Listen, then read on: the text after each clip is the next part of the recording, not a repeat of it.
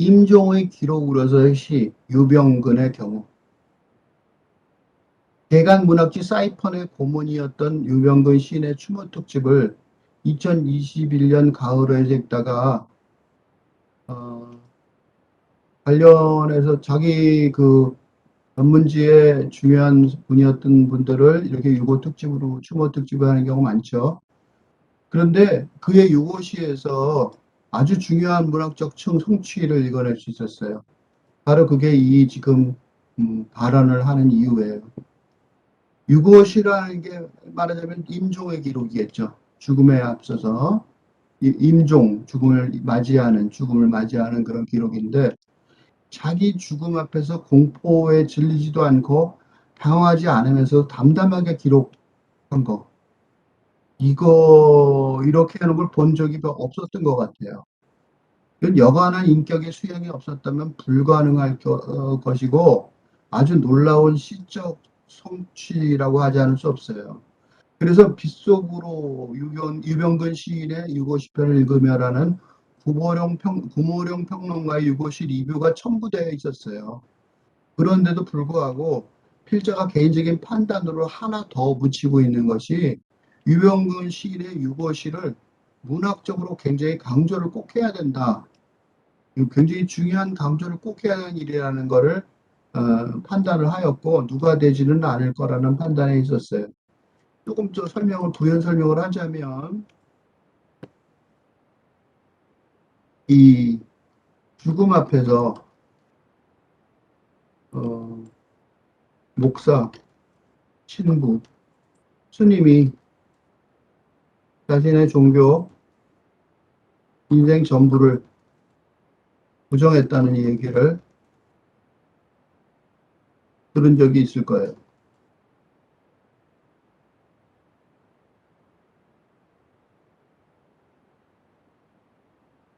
종교 이 결과물은 특히 종교 종사자의 결과물은 종교라는 것이 이쪽 삶,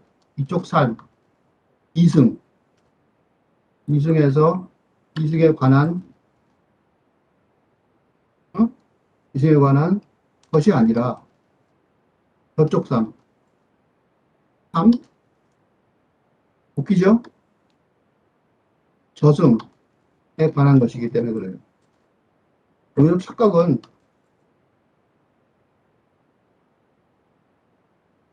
여기서 착각은 저쪽 삶, 저승에 관한 인간의 언어는 없어요. 저승은 모르는 곳이에요. 인간의 세계의 관점에서는 모르는 곳.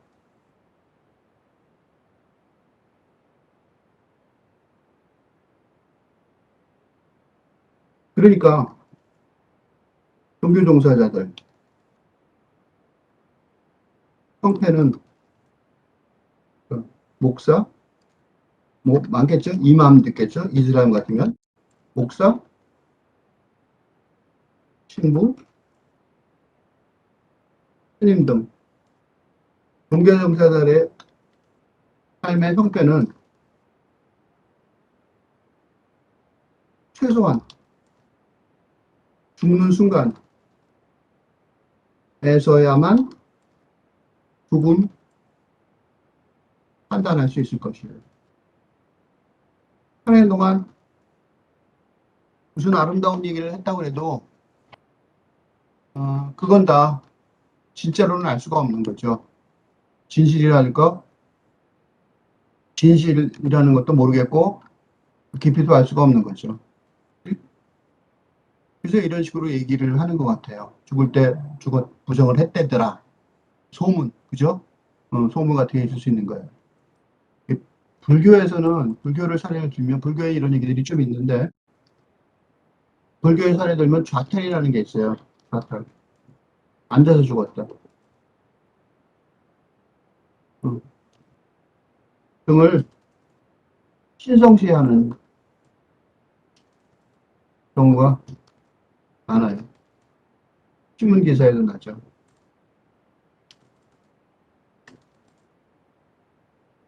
그런데 그 불교 공안, 화두, 그 불교 옛날 역사, 그 공안 등 옛 기록을 보면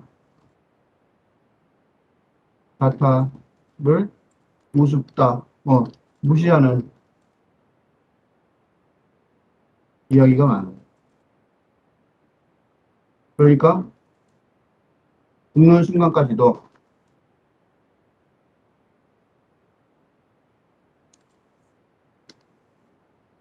자신의 이 살아온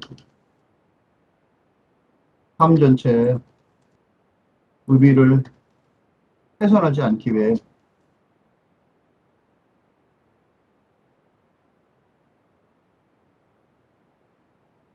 끝까지 연기를 수도 있다는 것을 말하는 거죠. 내가 말한 게 아니에요. 이런 이 기록들이에요. 그런 스토리, 공안이나 화두 같은 데 나와요. 그러면 죽음 앞에서, 그러니까 죽음이니까, 그러니까 죽음 앞에서 어떤 자세를 보이는가, 어떤 마음 자세를 보이는가는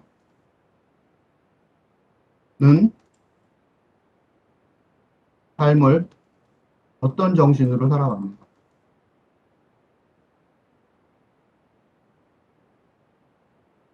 안증이 되겠죠.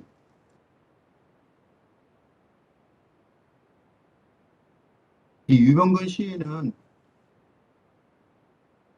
그런 자신의 영혼의, 유병근 시인은 그러한 자신의 영혼 수련의 깊이를 150편에서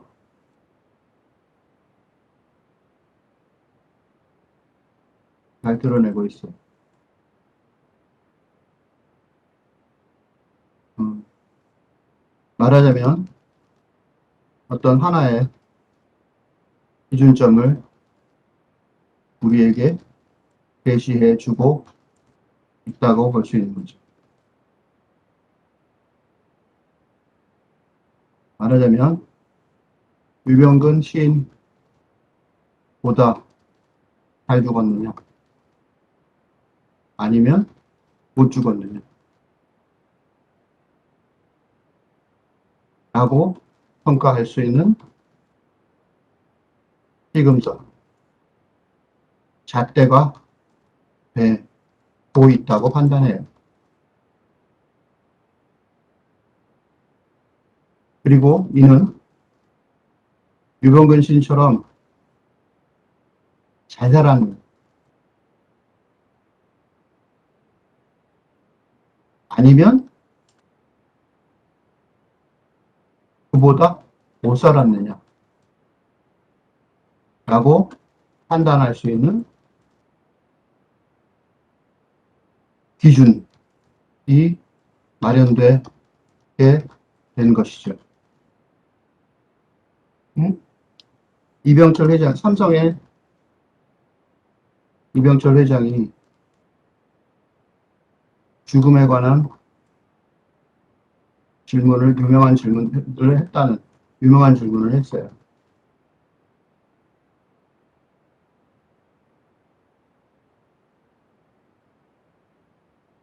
그와 유병근 시인을 비교해보면, 그리고 시편들을 비교해보면, 아니, 아주 저명했던 종교인들, 마지막 글들과 유병근 시인은 그것을 비교해보 쭉 보면 아주 좋은 삶의 아니, 죽음에 먼저 나와있죠? 죽음에, 아니, 삶에 실현이 될 가능성이 높아. 유병근 시인의 추모 특집이라는 부분에 아래 같은 감과 같은 글이 있었어요.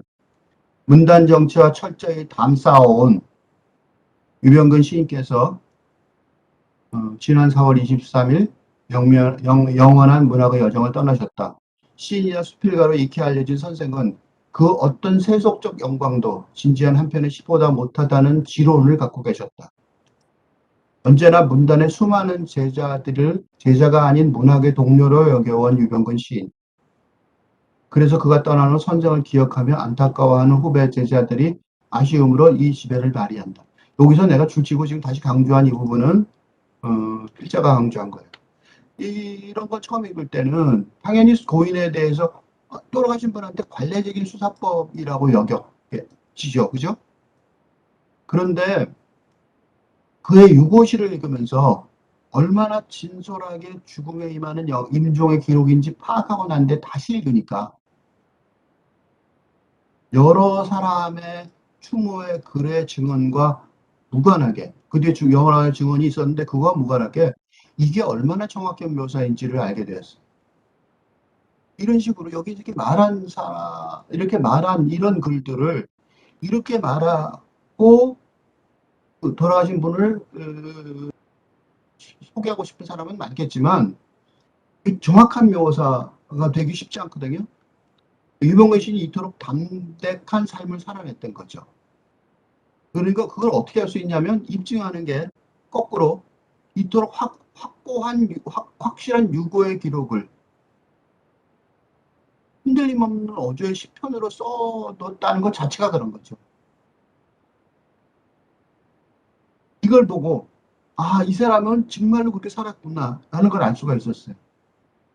이러한 임종의 기록은 누구나 사람이라면 누구나 뒤따르게 될 죽음의 운명 앞에서 아주 훌륭한 안내사가 될 것 같아요.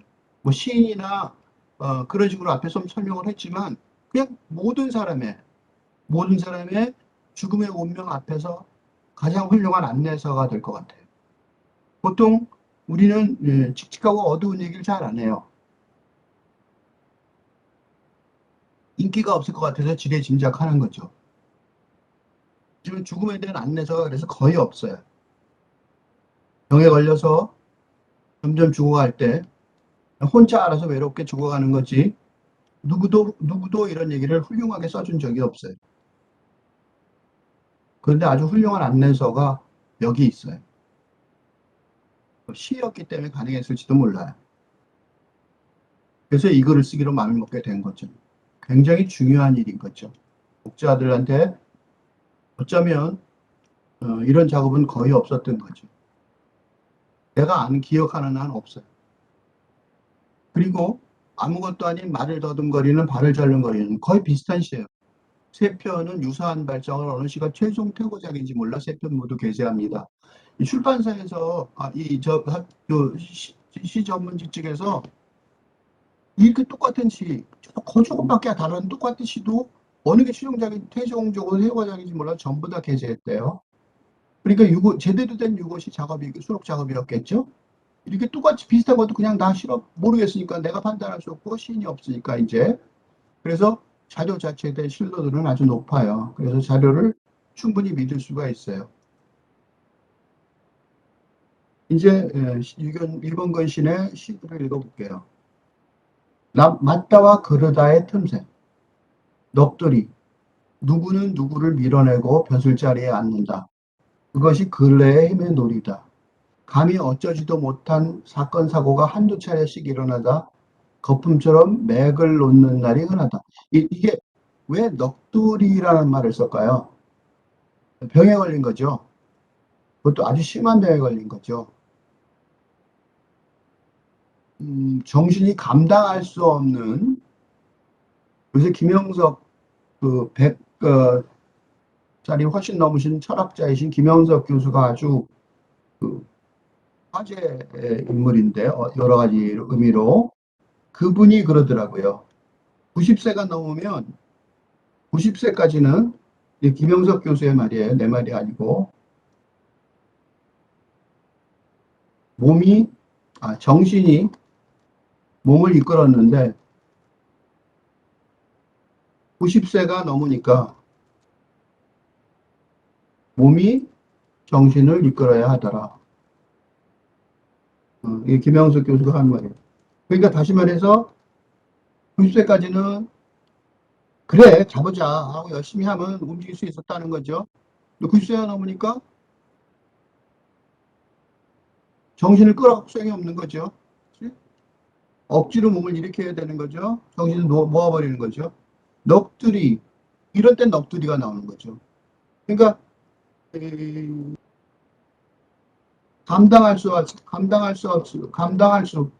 정신이 감당할 수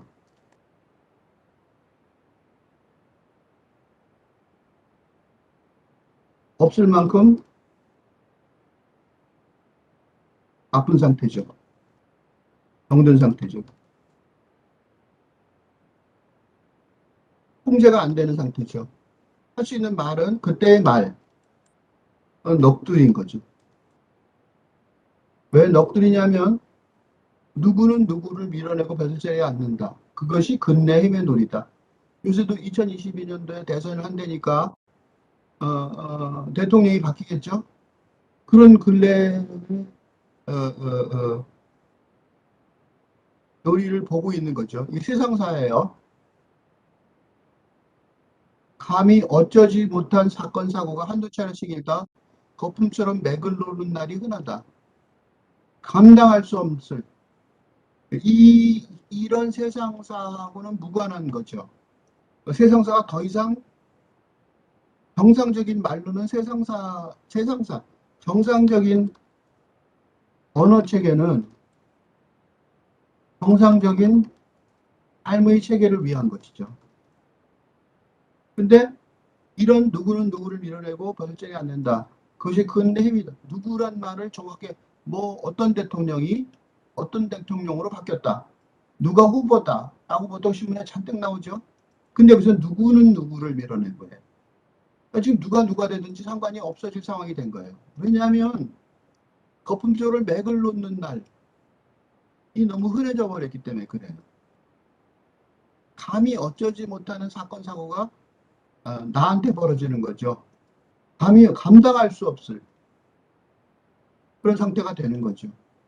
그러니까 말이 정상적인 말이 아니고 넋두리일 수밖에 없다는 것을 본인이 아는 거죠. 놀라운 거는 그 넋두리를 시를 썼다는 거예요. 넋두리는 아무렇게나 막 쓰는 자제력이 없는 자제력을 상실한 언어 체계일 텐데, 그치? 맞죠? 그런데 이것으로 시를 썼다는 것이 문학적 성취예요. 유병걸의 문학적 성취인 거죠.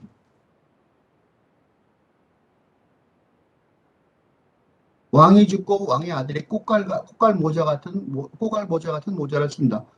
요건 약간 북한 얘기하는 것 같지 않아요? 북한은 그 중세 체제가 좀 있죠. 왕이 죽고 왕의 아들이 꽃갈 모자 같은 모자를 썼겠죠. 오후에 텐마루가 낯설다. 오후에 텐마루가 낯선 이유는 이분도 열심히 살았던 분이에요. 우리 다 오후에 텐마루가 낯선. 이때 오후에 텐마루는 오후라는 거는 오후에 텐마루. 이거는 휴식의 장소죠. 휴식의 장소. 이게 오후에 텐마루가 일요일이었다면 낯설 주말에 휴식의 장소일 텐데 지금 어떻게 됐어요? 주중인 경우라면 낯선 거죠. 그런데 일상생활이 불가능해진 상황이 되면 그만큼 병든 상태가 되면 넋두리를 할 만큼 병든 상태가 되면 어쩔 수가 없는 거죠. 햇빛 속에서 몇 사람이 살고 죽고. 그러니까 세상 사람들은 햇발 속에서 살고 있죠. 햇마을 속에서 앉아서 그늘에 앉아서 보면 몇 사람이 살고 죽고 해요. 햇살 속에서. 그러니까 이건 현실 속에서죠. 근데 본인은 피바다가 된 오후의 툇마루에. 피바다가 된 오후의 툇마루.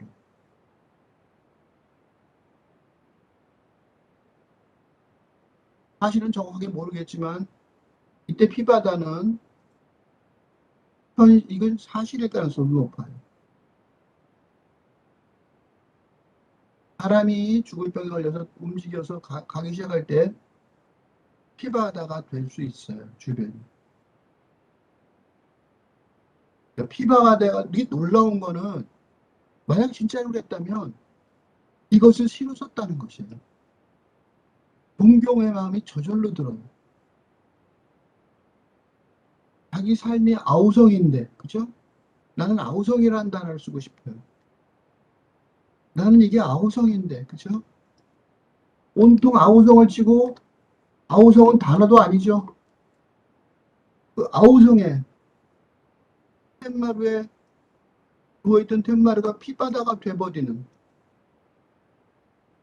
물론 사람이 살고 죽고, 이렇게 생각해요. 사람은 살고 죽고, 추상적으로 생각할 수 있는 거죠, 이렇게. 하지만 현실적으로 자기 주변에, 자기 몸으로 인해서 피바다가 되는 툇마루 속에 있다면, 이렇게 추상적으로 객관적 거리, 디스턴스, 아티스틱, 예술적, 리터러리, 문학적 거리를 두고 이렇게 말할 수는 없죠. 불가능해요. 보통 정신이 아니죠. 이건 정신의 힘의 승리예요. 이거는 거의 승리라고 말할 수 있어요. 시의 승리인 거죠. 피바다에 대한 시의 승리인 거죠.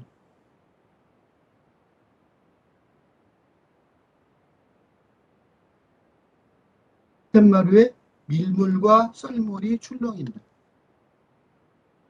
당연히 전부 다 계속해서 썰물만 봤으면 출렁인다. 썰물만 있었으면 더 이상 시가 끝났겠죠, 여기서. 밀물이 왔어요. 그러니까 아직 살아남았던 거죠. 살아남았으니까 이 시가 작성이 된 거예요. 그러면서 유병근 시인은 물어봐요. 그럼에도 맞다 그러다라는 틈새가 흔들리는 거죠. 이게 맞아? 이게 틀려? 그런 기존에 지금까지 평생을 살아왔던 맞다 그러다와의 그게 딱 맞춰져 있었는데, 그죠? 그게 세상을 읽을 수 있었는데, 그런 어떤 체제가 있었는데, 당연히 그게 흔들리는 거죠. 그래도 아직 살았어요. 이상하게. 그래, 흔들렸죠, 이상하게. 그래, 맞기는 맞는지 오해설이 조금 느긋하다. 다시 그런 피바다의 상황이 지나가고 조금 느긋해져겠죠. 그 일은 까마득 죽었다 깨나도 전혀 모른다. 그래서 그런 피바다가 예상해주는 그 일, 그 죽음의 사태는 사실은 죽었다 깨나도 모르는 거죠. 우유증. 오른쪽 어깨가 기울어진다. 그것을 모르고 나는 수시로 몰래 기울어진다. 기울어지지 않으려고 안간힘 쓰는 모양새가 기울어진다. 그러니까 이게 몸 전체가 기울어져 버리는 건데 어쩔 수 없이 기울어진 건데 나는 아직도 살아있으니까 몰래 버티는 거죠. 안간힘을 써서 기울어진 모양새를 바로 하려고 하는 거죠. 여기까지가 보통 사람들이 하는 일이에요. 그죠? 보통 사람들은 자기 몸이 무너져 버려서 오른쪽으로 자꾸 기울어져 가는 몸을 있다면 버티려고 그러죠. 병원에 입원해 보신 분들은 봤을 거예요. 이런 모습을. 근데 이 유병근 시인이 이런 상황에서 더 넘어가는 이유가 있어요. 이거예요. 어디선가 본 나무가 기울어진다. 그것은 기억이다. 이 몸 전체가 기울어지는 이 상황 속에서 문학적 거리감을 형상화하는, 그러니까 앞부분의 이 말도 사실은 이렇게, 이게 보통 사람들의 몸이 기울어질 만큼 아픈 사람들의 현실이기는 하지만 보통은 이렇게 말할 수 없어요. 보통 사람은 이렇게 말할 수 없어요. 능력이 없어요. 왜요? 왜냐하면 이렇게 말하려면 이런 경험, 기울어지는 경험 뒤에 그 경험을 총체적으로 다시 볼 수 있는 거리감, 그런 객관한 능력 꼭 있어야 합니다. 그죠? 그거 안 보이는데 이 기울어지는 경험을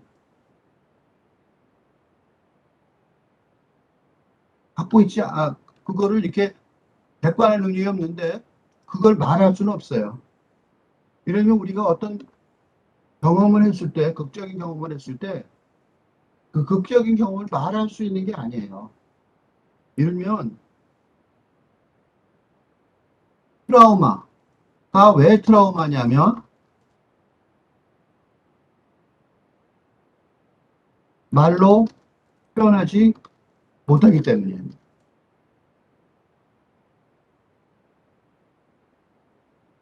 너무 심적에 들어가서 인생 삶 전체를 흔들어 버리지만, 삶 전체를 흔들지만 그것을 객관화할 수 없다면 트라우마가 되는 거죠. 그래서 이 이라크 전쟁으로, 참전으로, 이라크 전쟁, 최근에 벌어진 이라크 아프가니스탄 전쟁이죠.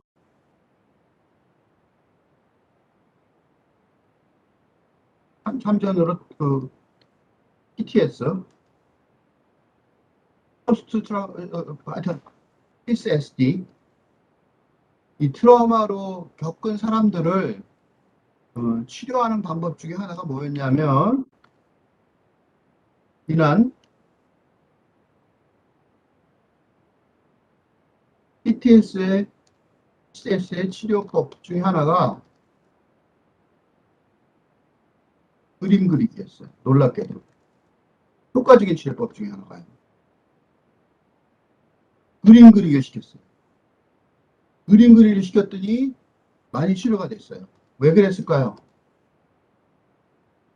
그림 그리기야말로 표현하는 거죠. 그죠?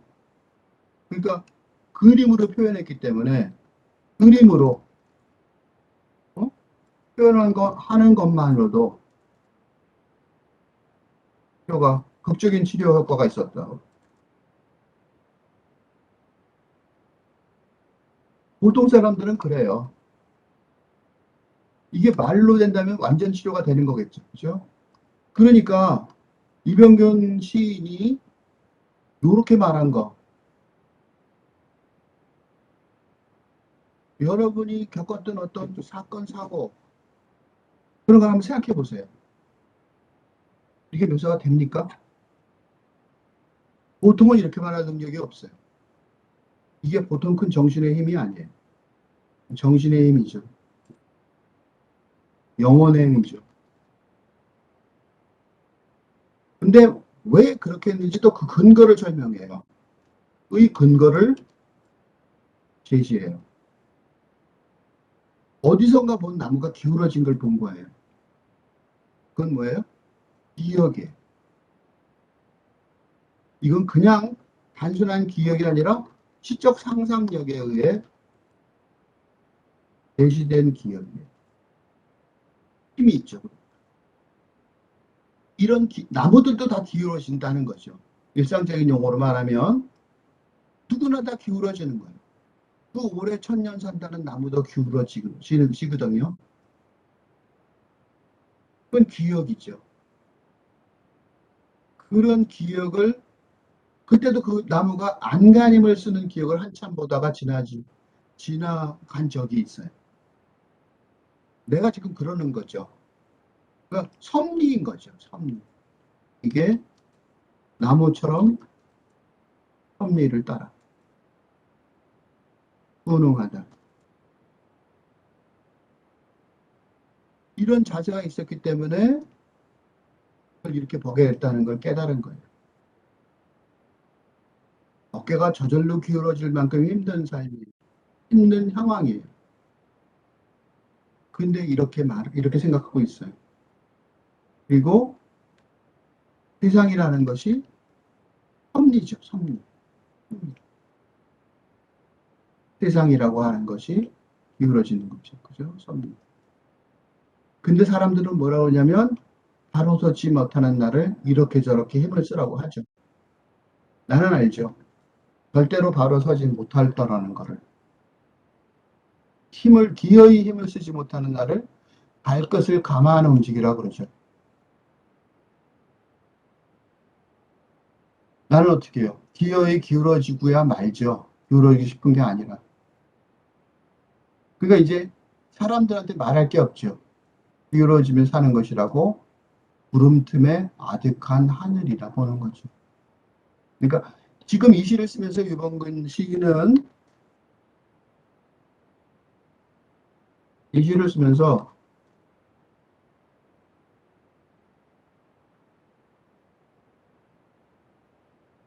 유범근 시인은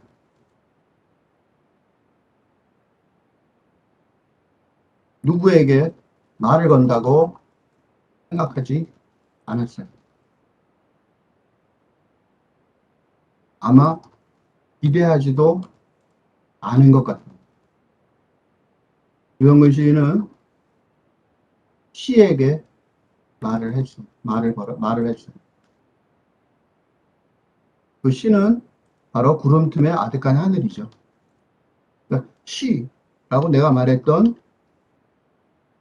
정의했던 시적 상상력을 가진 언젠가의 독자들이죠. 말을 한 거죠. 걸었어요. 했죠.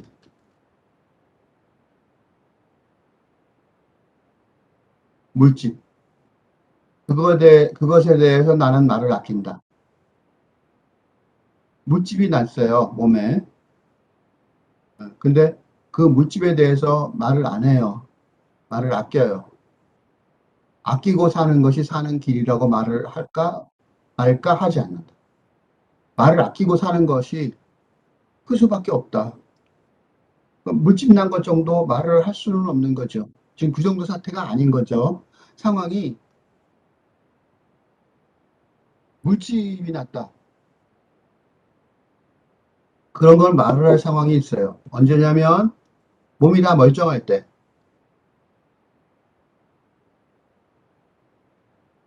몸이 다 멀쩡할 때라면 물집은 큰 사건이고 수다를 떨고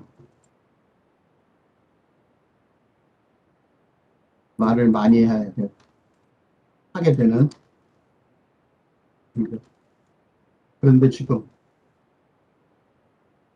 그런 것을 말하는 것은 아껴야 하는 상황이라고 생각하고 그런 걸 말할 수 있는 상황이 아니죠. 그래서 아끼고 사는 것이 살고 싶어 사는 게 아니라 할 수 없이 사는 길이라고 아마 그런 거는 할 수 없어 그냥 견디고 살아야지라고 말을 할까? 그 말조차 하지 않아요. 풀세기가 뭐냐면 풀에서 풀쐐기. 그러니까 아마 병문안을 왔을 거예요. 병문안을 와서 바람을 쐰다고 나갔을 가능성이 있나요? 뿔에 앉진 않았더라도 뿔에 접근을 했을 가능성도 있죠. 풀쐐기. 그건지 아닌지 아마 그건지 모르겠다라고 짐작을 하지만 말하지 않아요. 바로 이게 얼마나 아픈지 알 수 있는 거죠. 얼마나 아픈 상황이고 병된 상황인지를 반증하는 거죠.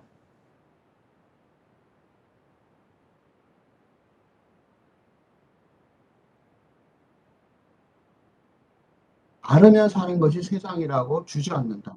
멈추는 거죠. 앓으며 사는 것이 사는 것이에요. 지금 이 유병근 씨한테는 앓으며 사는 것이 사는 것이죠. 안다는 것이 삶의 모습이지. 주저앉는다, 말을 더듬거린다. 이제 언어가 그래서 일상의 언어 체계 제대로 일상의 언어 체계를 제대로 적용할 수가 없어요.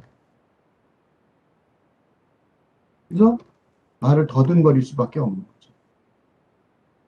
세상 세계풀에 더듬거린다. 그러니까 이게 세상 세계풀이죠. 기가 막힌 용어예요. 자기는 지금 세상 세계풀을 말할 수 있는 상황이 아니죠. 어쩌다 더듬거리는 말을 한다. 그리고 그렇다. 기댈 곳이 없고 없는 것이 기댈 곳이 없는 거죠. 없고 없는 것이죠. 그런데도 물집새기면 얼마나 간지럽고 아파요. 아직도 그러고 그 아픔에 그렇지만 아주 작은 아픔 또 아픔이죠.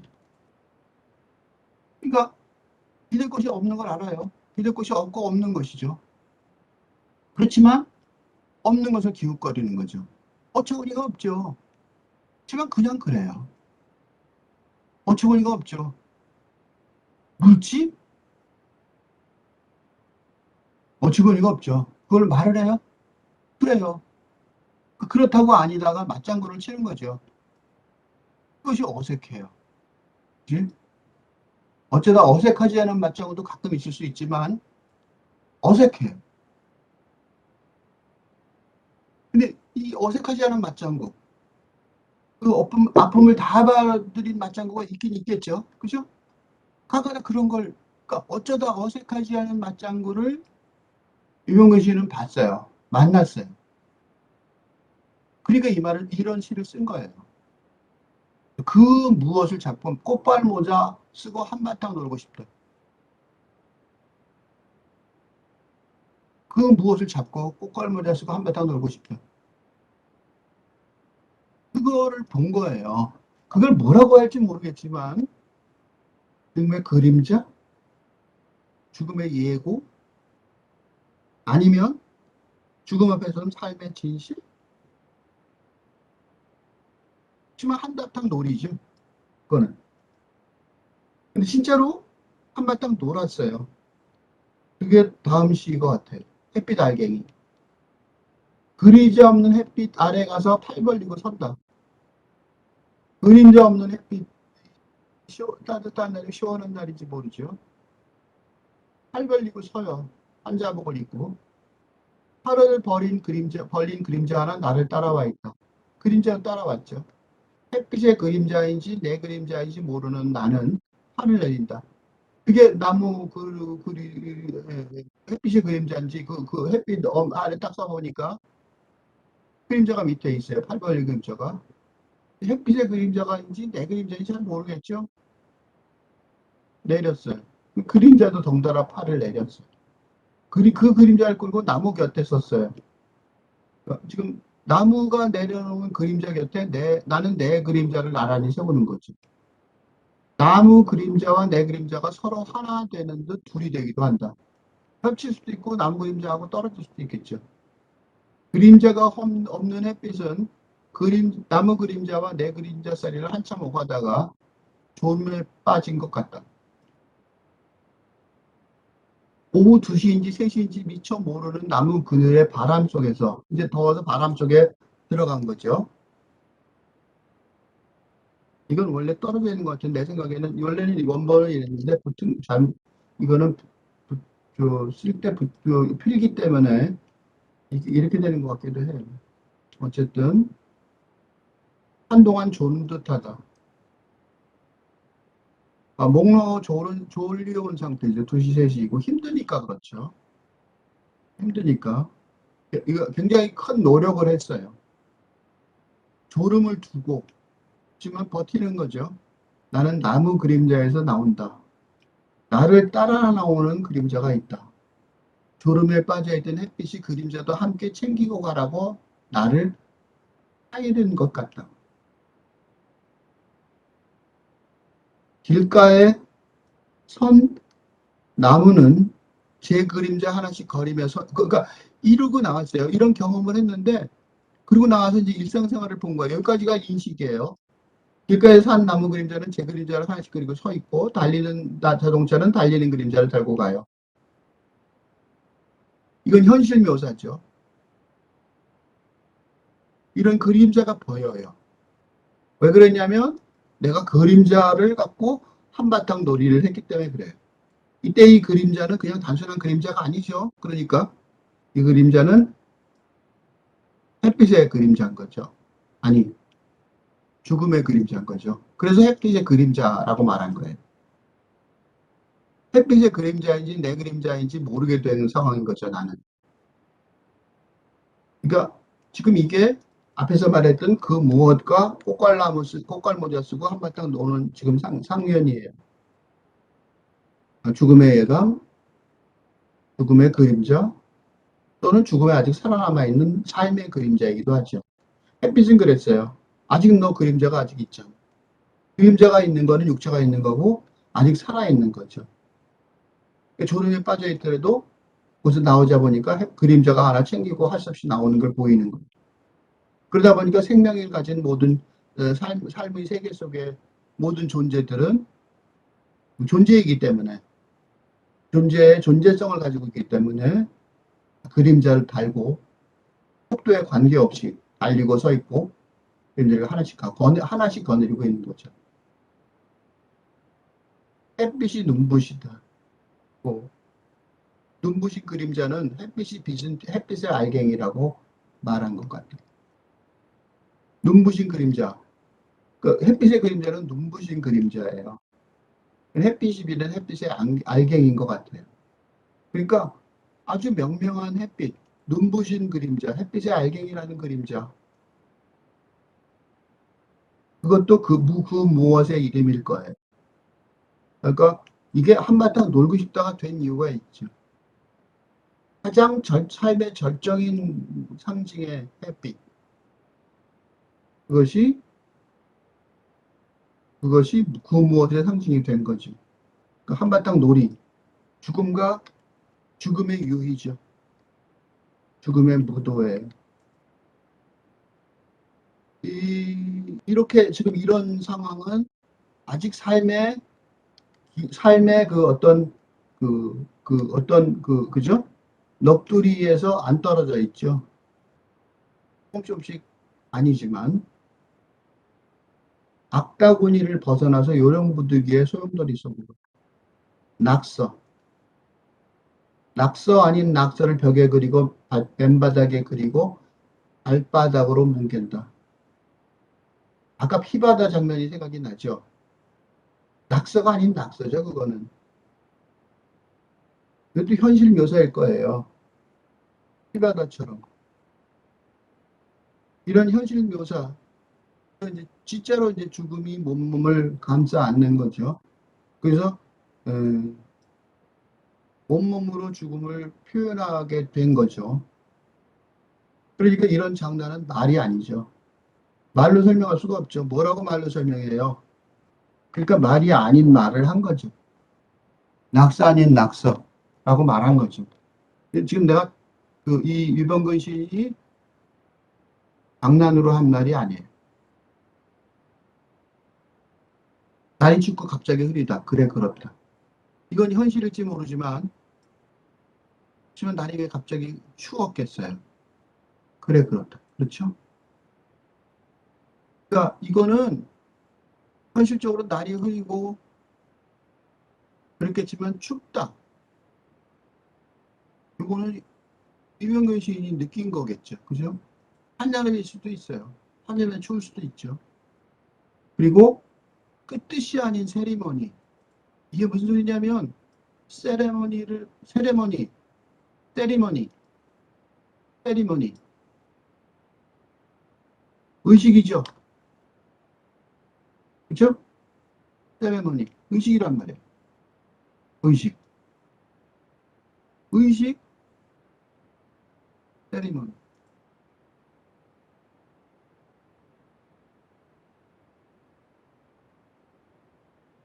스펠링이 좀 이상해요. 세리머니. 스펠링이 자신이 없어. 칠 때, 한자 칠 때 두 손가락으로 치고 있는 중이라서, 어, 자신이 없어요. 뜻이 아닌 세리머니를 생각하는 거죠. 그러니까, 죽음이라는 거는 의식은 의식이에요. 의식은 의식인데, 의식은 의식인데, 죽음의 의식은 삶의 의식과 달리 뜻이 아닌이죠. 어쩔 수 없이 죽음의 의식을 생각하지 않을 수가 없는 상황인 거죠. 왜냐하면 이런 경험을 했으니까. 그러니까 말도 안 되는 이런 일을 했으니까. 근데 여기 요 줄에 보면 세상에는 하고 뒤에 붙어 있어요. 다시 말해서 삶이 아직 있는 거죠. 아직 삶이 보여요. 불이 켜이고 불이 꺼진다. 이 켜이고는 켜지고라는 뜻일 거예요. 근데 켜이고라고 기록이 돼 있어요. 그리고 세상 사람들은 꺼진 불도 다시 보자고 뒤돌아보죠. 그죠? 막 이날리를 피고 하루가 지나갔어요. 그리고 간호사는 나가면서 불 껐는지 확인하고 나가죠. 어제 오늘의 일진일퇴만은 아니다. 이건 이제 본인의 상황인 거죠. 일진일퇴가 계속 진행되는 거죠. 병이 급격하게 위협을 했다가 또 후퇴했다가. 그러니까 아닌 것이 이때 아닌 것도 뜻이 아닌 세리머니하고 같은 말이죠. 죽음의 모습 같은 것들이 수시로 눈을 뜨는 거죠.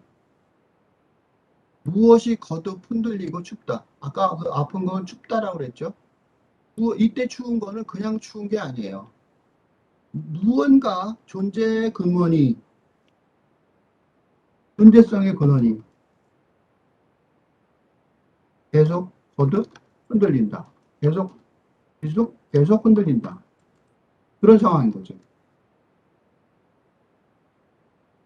뭔지 모르지만 그 존재성의 근원이 흔들려요. 무엇에 의해서? 아닌 것에 의해서.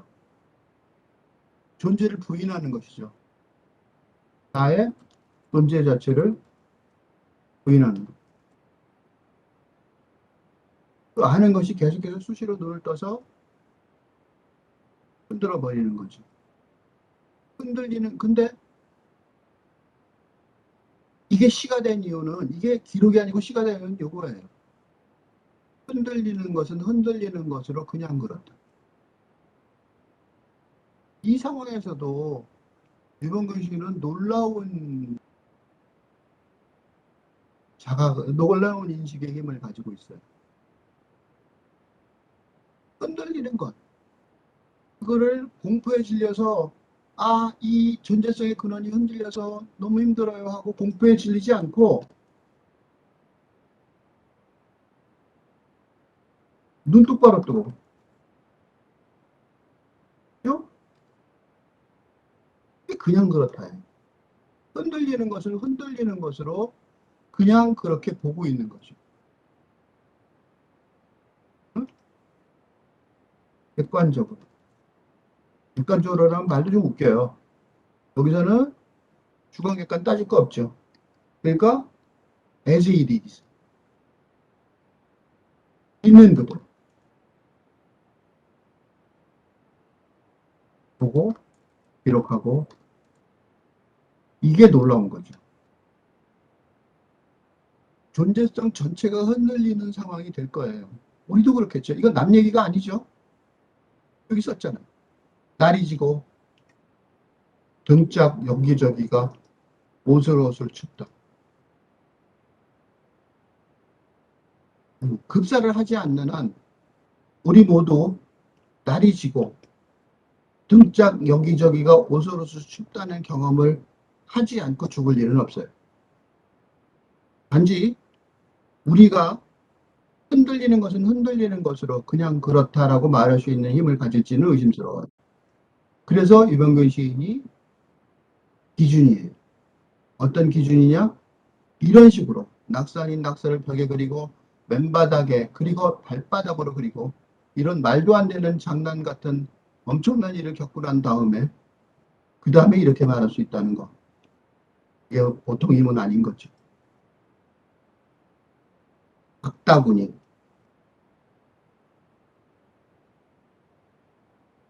첫 페이지가 어긋나고 마지막 틈새에 금이 간다. 등간 것을 새삼 끼워 맞힌 것 같다.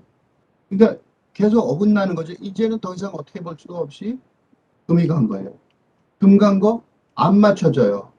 지금 새삼 끼워 맞추고 버티는 거죠. 상자 하나는 상자 둘의 어깨를 기댄다. 그러니까 이제 몸이 아니고 상자 하나하고 상자 둘 같은 거죠. 그러니까 몸과 머리와 몸, 그럼 상자 하나, 상자 둘인 거죠. 그게 어깨를 서로 기대고 버티고 있는 거예요. 덤으로 말하고 있는 이런 어쩌다 이런저런 아우성. 이 지금 내가 말하고 있는 지금 쓰고 있는 글 이거는 덤으로 말하고 있는 어쩌다 말하고 있는 이런저런 아우성일 뿐인 거죠.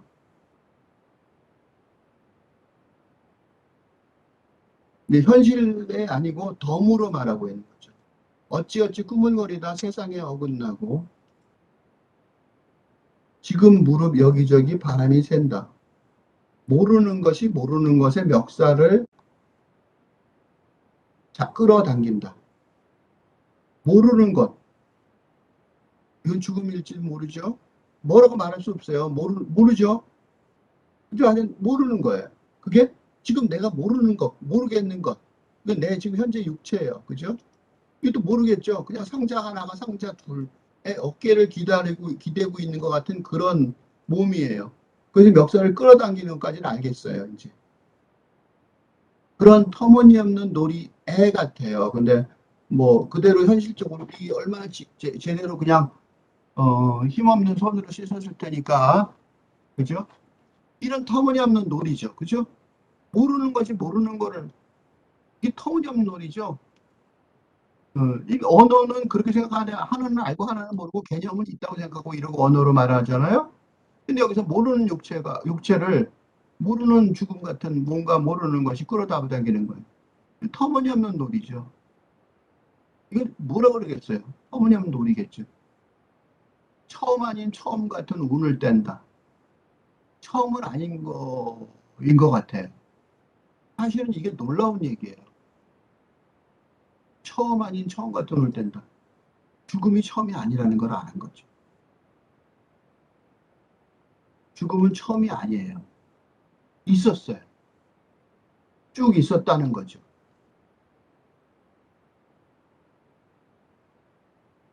지금 처음 맞는 죽음이지만, 처음이 아니다. 데자비 전혀 처음 본 것이라면 우리는 묘사할 수가 없어요. 여기 또 있잖아요. 사건, 사고만은 전혀 아니다. 못 알아들었을까봐 친절하게 다시 말해 주셨어요.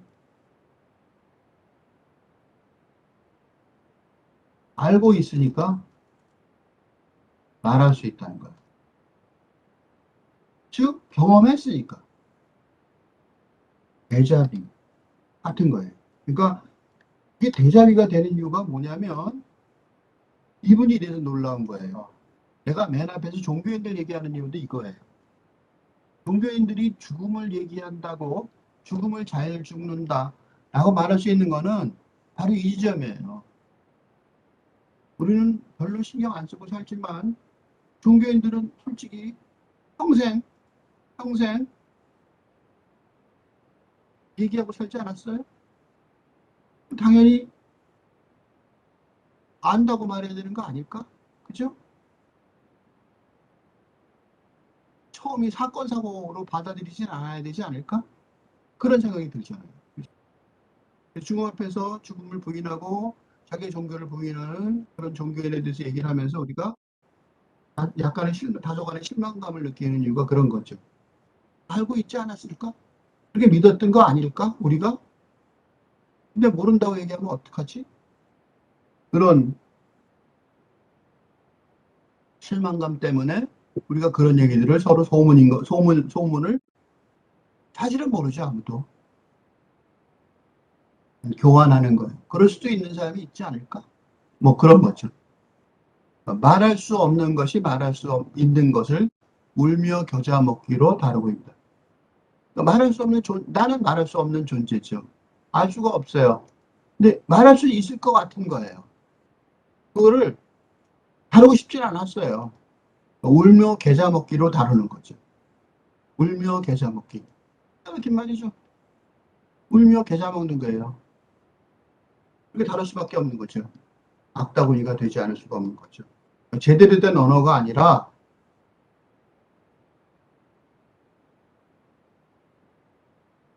점자는 책의 언어로는 불가능합니다. 아주 점잖기, 점자는 유병근 시인이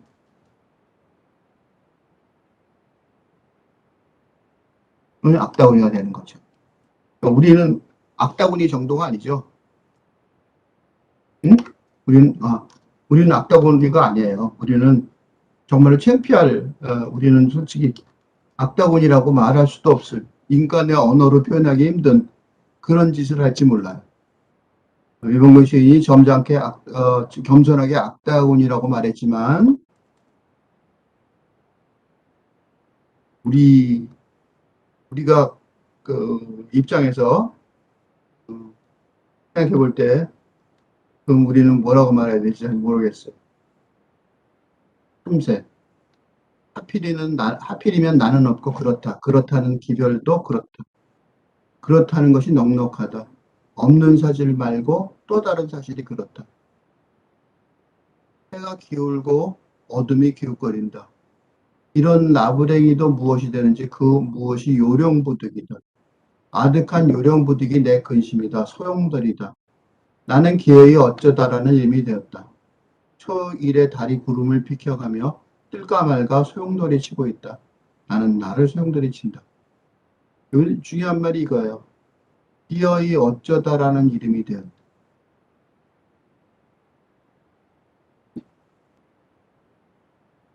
아마 이병근 시인이 아파서 집에 있거나 병원에 있을 때 주변에 간호하는 사람이 있었을 거예요. 간호하는 사람이라든가 그 사람들의 대화 또는 자기에 관한 얘기가 아니라 옆에 얘기일지도 모르죠. 그 사람들이 있지. 아니 기어이 어쩌다 그렇게 됐어. 아이고 안 됐네. 기어이 어쩌다라는 이름이 되는 거죠. 이병근 시인 개인의 얘기라기보다는 우리는 누구나 다 기어이 어쩌다라는 이름이 되는 거죠. 기어이 어쩌다라는 이름은 나한테는 요령부득이죠. 그러니까 이해를 할 수가 없는 거지. 그 이해를 득할 수가 없는 거예요. 아득한 요령부득인 거죠. 그게 내 소용돌이고 근심인 거죠. 말할 수가 없는 말로 설명 안 되는 소용돌이죠. 물론 초일의 달이 구름을 비껴가며 뜰까 말까 소용돌이 치고 있죠. 그러니까 현실의 모든 사물들이 소용돌이 치고 있다는 사실을 봤어요. 그러니까 나도 내가 소용돌이 치는 거를 알아요. 이런 인식 때문에 냉정하게 나는 기어이 어쩌다라는 이름이 되었다라고 말할 수 있는 거예요. 그러니까 사물의 소용돌이, 사물의 원리하고 나하고 만나는 거죠. 다시 말해서 나라는 자아에 대한 집착을 벗어난,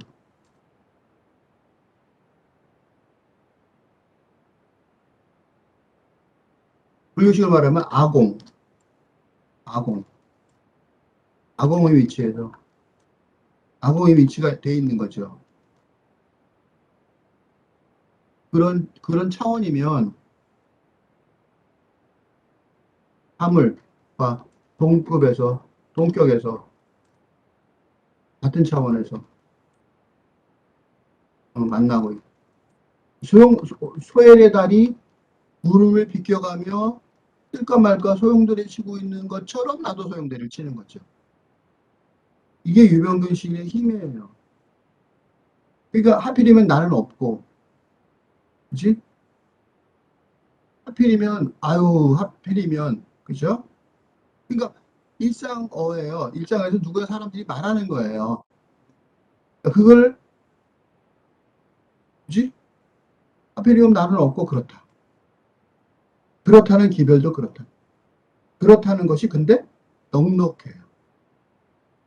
중요한 말이에요. 넉넉해요. 나는 없고, 아이고, 안타깝고, 환장했고, 부족하다가 아니에요. 이 넉넉하다는 부족하다의 반대말이에요.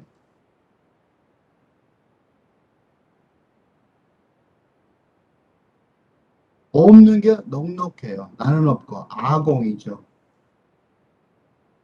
없는 사실, 그 내가 없는 사실 말고 또 다른 사실이 그런 거죠. 다시 말해서 내가 없는 사실을 그 아공을 통해서 다른 사실, 이 현실적인 사실이죠. 세상이죠. 세상의 사물이죠. 그러니까 그 사실이 뭐냐면 해가 기울고 어둠이 기웃거린다예요. 해가 기울고 어둠이 기웃거리는 이 현실도 햇빛이 부족하다, 따뜻함이 부족하다, 하루가 부족하다가 아니라 넉넉하다가 되는 거예요. 이 이런 나무랑이도 무엇이 되는지 그 무엇이 요령부득이다. 이거 이중적이에요. 그러니까 아까 처음에 읽었던 것과 좀 달라졌죠. 아까는 얼핏 읽었을 땐 요령부득이 부족의 요령부득이었어요. 이번에 요령부득은 넉넉의 요령부득인 거죠. 그러니까 부족함의 요령부득에서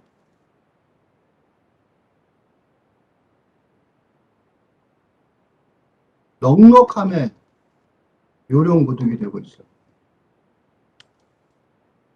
으로 전환되고 있어요. 이 아득한 요령부득이 내 근심이며 소용돌이 있다. 아직 나는 이 근심을 벗어나지는 못했어요. 그래서 이게 전환되고 있다 그래서 승리의 기록이 아니에요. 즉 부족함과 넉넉함이 공존한다는 거죠. 이게 더 정확한 말이에요. 그죠? 그러니까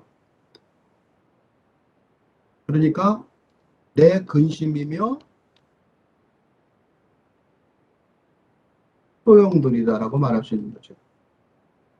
그러니까 내 근심이며 소용돌이라고 말하는 이유는 근심이기도 해요. 그렇지만 소용돌이이기도 해요. 그러니까 나는 기어이 어쩌다라는 세상 속에서 이름이 됐지만 사물들이 소용돌이 치고 사는 세상 속에서 나도 같이 조화되면서 소용돌이가 치는 거죠. 이 워즈워드의 루시 포엠의 성취, 루시 포엠즈의 성취, 문학적 성취에 육박하는 것 같아요.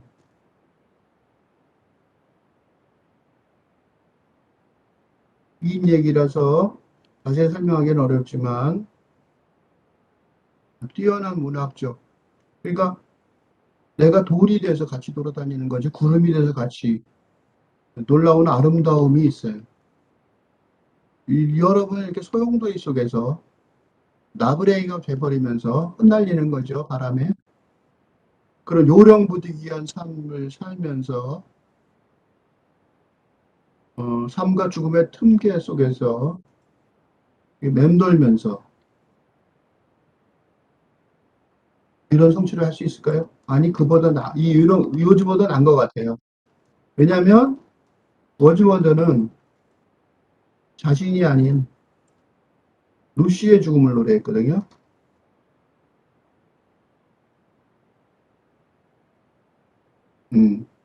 짐작하며 노래했어요. 유명근 시인은 죽어가는 자신을 노래하면서 놀라운, 놀랍고도 아름다운,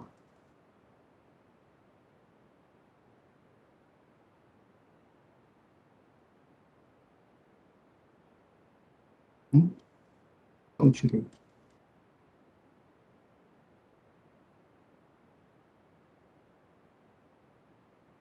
워즈워드가 형님 그럴 가능성이 높아요. 모르는 어둠의 그림자.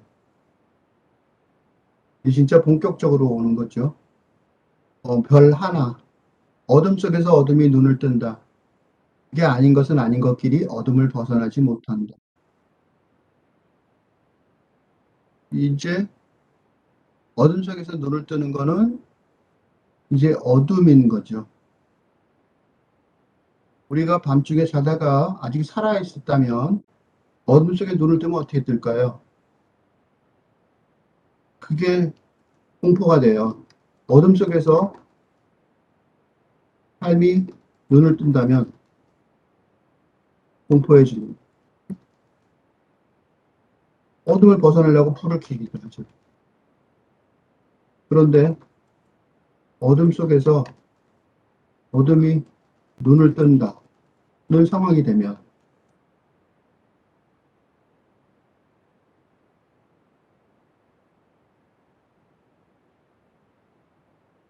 불을 할 수도 없는 거죠. 불이 더 이상 작용을 하지 못하기 때문이죠. 그치? 그래서 그게 쓴 거예요. 그래서 그게 아닌 것은 아닌 것끼리 어둠을 벗어나지 못한다. 벗어나지 못하기 때문에 나는 아직 미처 몰라요. 어떻게든 왜 그러는지 다 알 수는 없는 거죠, 아직. 그렇거나 말거나 어둠은 접어두기로 한다. 받아주는 거죠. 그렇거나 말거나. 아직 확실히 다 잘 몰라요. 단지 벗어나지 못한다는 것만 아는 거죠. 그래서 어둠 한 장 몸을, 한 장 한 장 몸을 뒤척이다, 구겨진다. 모두 접어두기로 한다. 어둠의 기록이죠. 이런 어둠의 기록을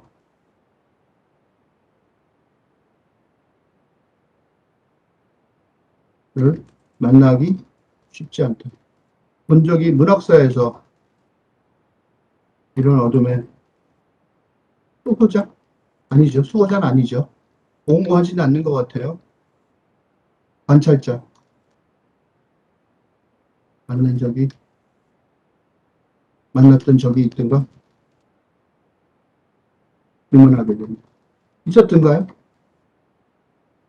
도스옙스키가 까라마조프가 형제들에서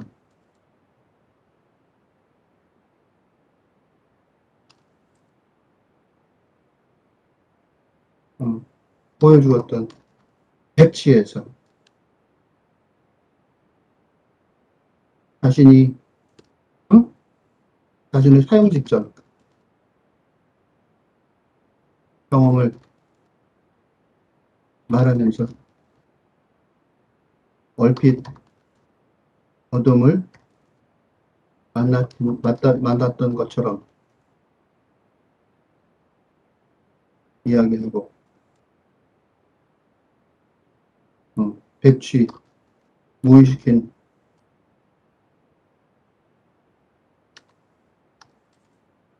백지 주인공.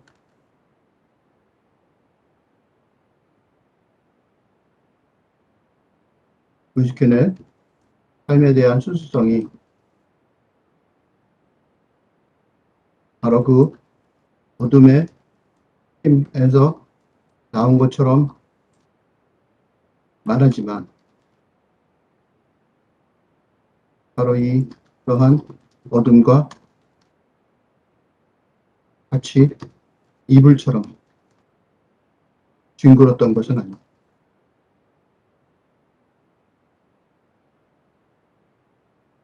위병근의 시인의 어둠의 깊이는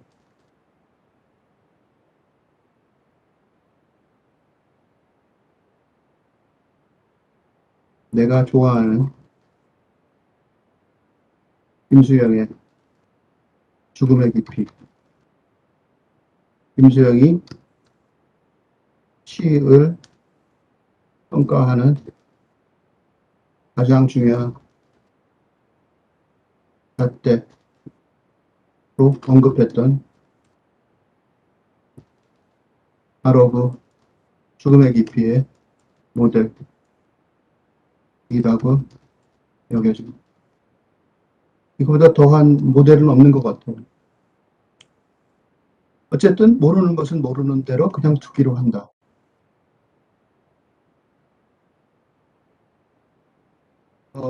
이렇게까지 이 컴컴한 속에서 있었어요. 이건 얼마나 좋겠어요. 고통이 이렇게 안 놔두죠. 이렇게 안 놔둬.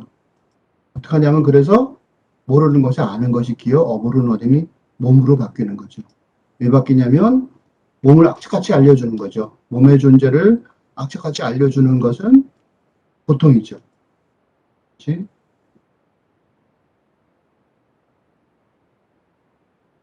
참을 수 없는 고통이 몸의 존재를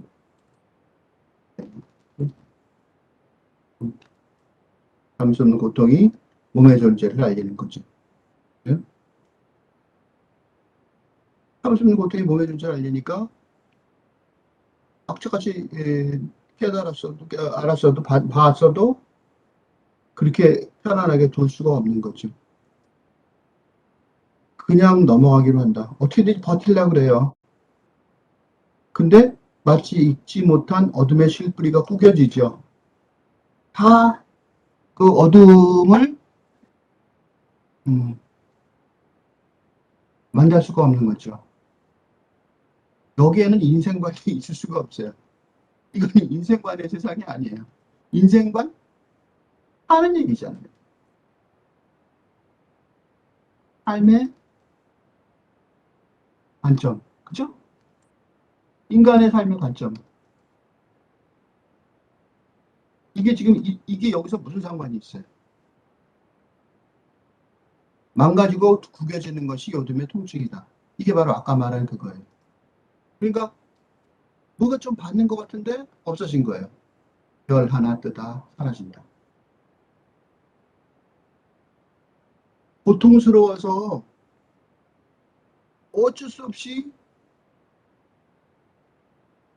괴로워해야 되는 이런 상황 속에서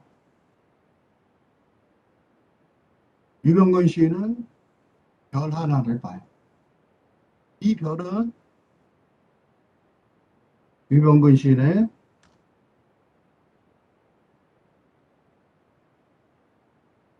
창조물이에요. 이건 그냥 별이 아니죠.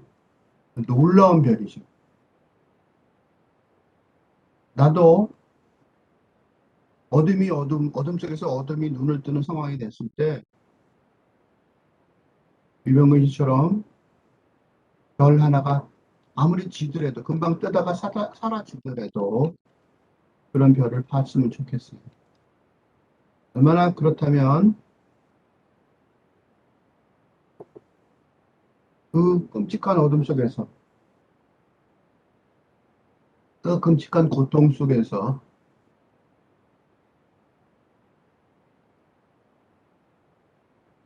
존재를 인식하고 살게 될까. 장르, 이 그림자 속에는 모르는 그림자가 또 하나 있는 거죠. 그렇죠? 그래서 전혀 다 들을 수 없는 푸닥거리가 있는 거예요. 이거는 무당의 푸닥거리죠. 무당의 푸닥거리의 소리는 언어가 아니죠. 그러니까 지금 유병근 씨는 새로운 언어, 죽음의, 죽음 세상의 세계의 언어를 창조하고 있어요. 음, 죽음의 세계의 언어, 새로운 언어, 새로운 죽음의 세계의 언어가 창조된 거예요. 그 이름이 푸닥거리예요. 무당의 푸닥거리를 동원했지만 그건 그거예요. 그러니까 365세는 가고 365세는 삶의 시간이죠. 365일. 1년 365일로 계산되는 세계는 가고 그림자의 알몸이 벗겨지는 거죠.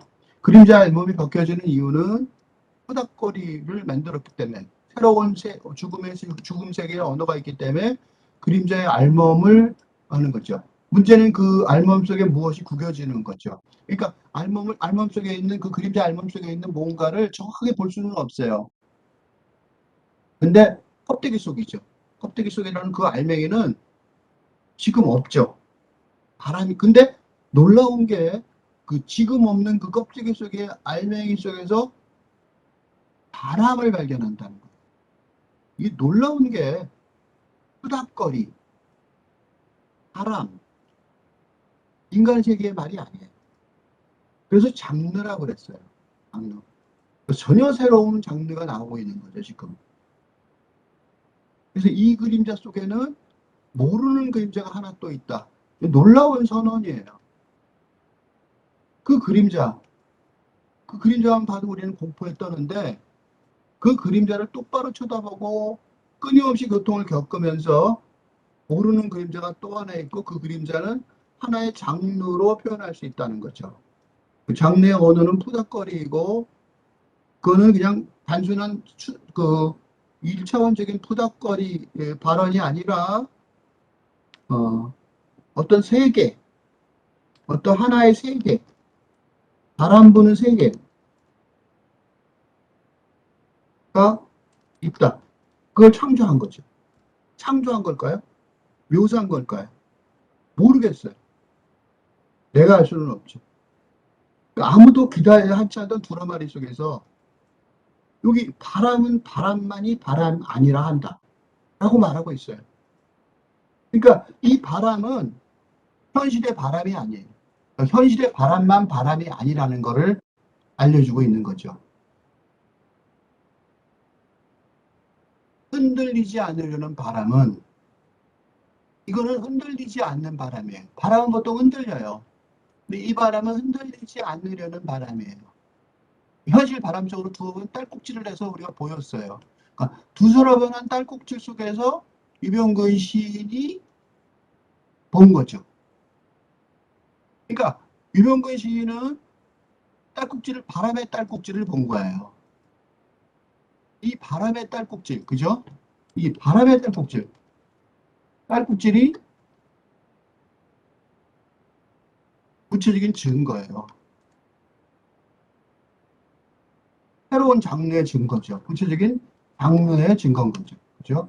그 장르는 어, 모르는 그림자의 장르예요. 그러니까 모르는 그림자가 있는데 그 모르는 그림자를 알게 만드는 작업을 하고 있는 거죠. 중과 부닥쳐서 죽음의 스토리, 죽음의 세계를 구축해내고 있는 거죠. 새로운 것은 새로운 것으로 가고 목이 마르다. 또 고통이 오는 거죠. 새로운 것이 있었어요. 이건 분명히 새로운 것이에요. 그러니까 틀림없이 창조한 거죠.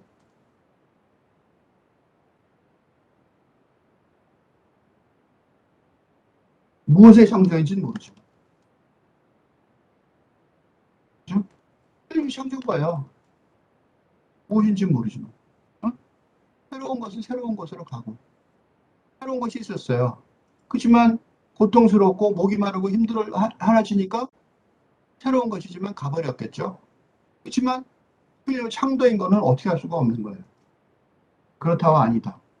이것이 어떻게 그것이 되는지 모른다. 모르는 것이 쌓여 그것이 되는 것을 비로소 눈치채고 있다. 그러니까 모르는 것이 쌓여 그것이 된다는 것을 비로소 눈치채고 있다. 얼마나 당당해요. 어떻게 되는지 모르죠, 우리가. 그렇지만 유병근 씨를 따라서 우리는 그 모르는 것이 쌓여 그것이 된다는 걸 눈치채고 있는 거죠. 이것 아닌 그것은 그것의 움막으로 가고 낯설다는 것을 까맣게 까먹었다. 낯설다. 죽음은 굉장히 낯선 단어였었어요. 근데 까먹었어요. 한 번 더 이름을 불러봐요. 죽음이라는 이름을 불러보니까 이름이 거듭 낯설은 거죠. 그죠? 죽음은 여전히 모르겠어요. 어쩌다 보니 그렇다. 한 번 더 아니다. 그러니까 하얗고 검다의 틈새가 거듭 헷갈리죠. 아마 그런 것 같고 그렇다. 그렇다와 아니다의 중구난방이 입을 닫는다. 그렇다, 아니다 라고 말할 수 있는 중구난방 모르겠어요. 근데 유명근 시인이 우리한테 알려주는 말은 그 낯설다 하는 것을 까맣게 까먹을 수 있다는 겁니다. 물론 틈새가 헷갈리긴 하겠지만 아마 그런 것도 같고 아닌 것 같고 끝까지 이렇게 혼란스럽겠지만 모르는 것이 쌓여 그것이 된다는 것을 눈치채고 이해하고 알아둘 수 있고 그것의 움막을 보게 될 수 있다는 것을 보여주고 있어요. 죽음을 용기 있게 만날 수 있는 거죠. 유병근 씨한테 감사한 거죠.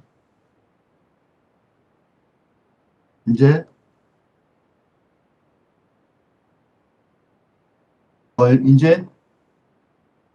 똑같은 시, 이 잡지사에서 전문 잡지사에서 사이펀에서 비슷한 시 세 편이 있었는데 구별할 수 없어서 어떤 게 완변판인지 몰라서 세 편을 그냥 썼다고 그랬어요. 그 세 편을 내일 읽어보겠습니다.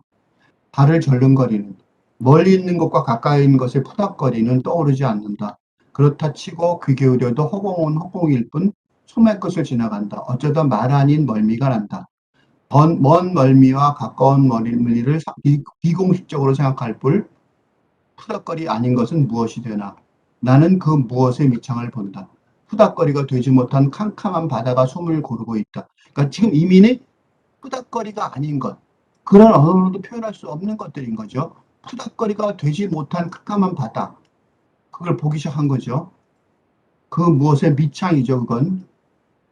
최근에는 그것도 아닌 커다란 아가리, 그러니까 그렇게 커다란 바다라고 이미지로 설명할 수도 없는 아가리를 쩍 벌린 수렁 같은 게 있는 거죠.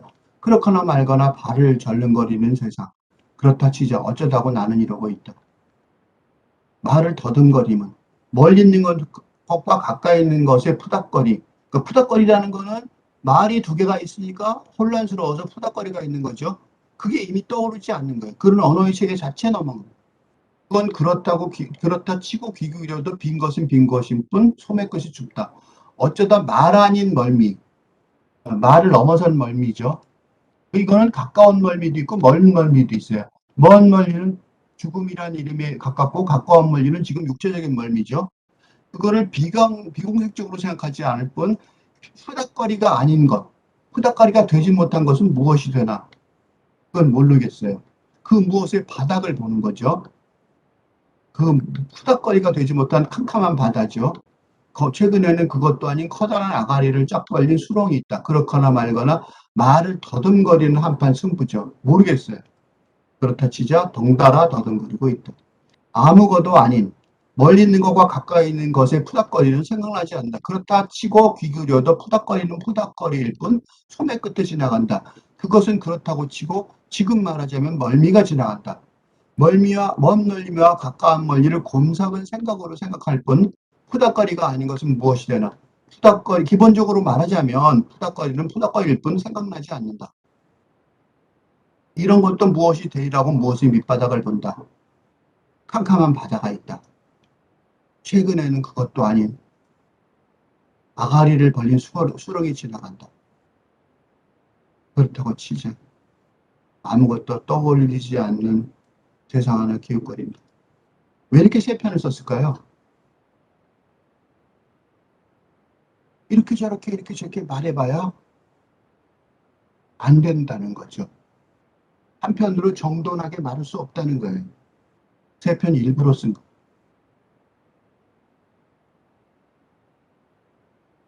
이렇게 해서 가신 거죠. 그냥 가시지는 않았어요. 두 편의 아름다운 시를 남겼어요. 계단으로 분리된 감옥 하나. 창살 너머에는 세 칸으로 분리된 나무가 서 있다. 참새 한 마리 맨 아래 칸으로 올려앉는다. 아래 칸이 마음에 들지 않는지 맨 위 칸으로 자리를 옮긴다. 아래쪽 계단에서 위쪽 계단으로 옮겨 올마 앉아있던 나를 참새에게서 본다. 참새가 거울이다. 비추어 주는 거울은 비춰준 거울을 비추어줄 줄 모르는 거울을 생각한다. 참새가 거울이고 이건 비추어주는 거울이죠. 근데 비추줄 줄 모르는 거울을 생각하는 거지, 죽음을.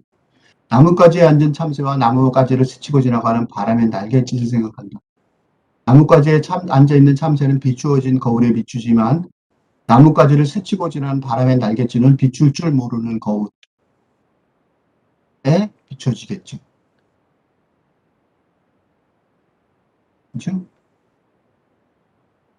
구름처럼 떠도는 달은 오늘이 참새다. 바람이다. 인생은 나그네 길이라는 노랫가락이다. 맨 아래 계단에서 맨 위 계단 안으로 자리를 옮기는 나그네. 맨 아래 계단을 많이 계단으로 올라가서 그다음에 날아가는 거겠죠. 인생은 나그네 길처럼 참새처럼 바람처럼 자리에도 임자가 있다. 총괄사장은 총괄사장의 자리, 무기수는 무기수의 자리다. 그네 타기처럼 맨 아래에서 맨 꼭대기로 껑충 치솟는다. 지금 껑충 치솟고 있죠. 바람처럼 구름처럼 날아가는 치맛자락. 어디서 왔다가 어디로 가는. 요거는 인생은 나그네 길, 최일은 아주 옛날 노래예요. 인생은 나그네 길, 어디서 왔다가 어디로 가는가. 나는 노래를 못 부르지만 이건 꼭 불러야 될 것 같아서 사실 불렀어요. 그런 나그네, 하여튼 날아가는 참새가 비추는 거죠. 거울이라는 말을 다시 쓴다. 왜 거울이라는 말을 다시 쓰냐면 거울이 이중적이죠. 다시 쓰는 이중적인 거울이에요. 그 거울을 다시 비춰보니까 얼굴 하나 거울에 비치는 걸 본 거죠. 쭈글쭈글 매달린 주름살에 묻힌 눈알이 나 지금 거울 속 세상이라고 말하고 있다. 아직 안 죽은 비추어지는 거울 쪽 세상인 거죠. 손을 뻗어도 닿지 않는 어찌 보면 저승, 어찌 보면 징역살이 같기도 하다. 객관으로 분리된 감옥 하나, 거울 속에는 들리는 듯 들리지 않는 나무가 서 있다.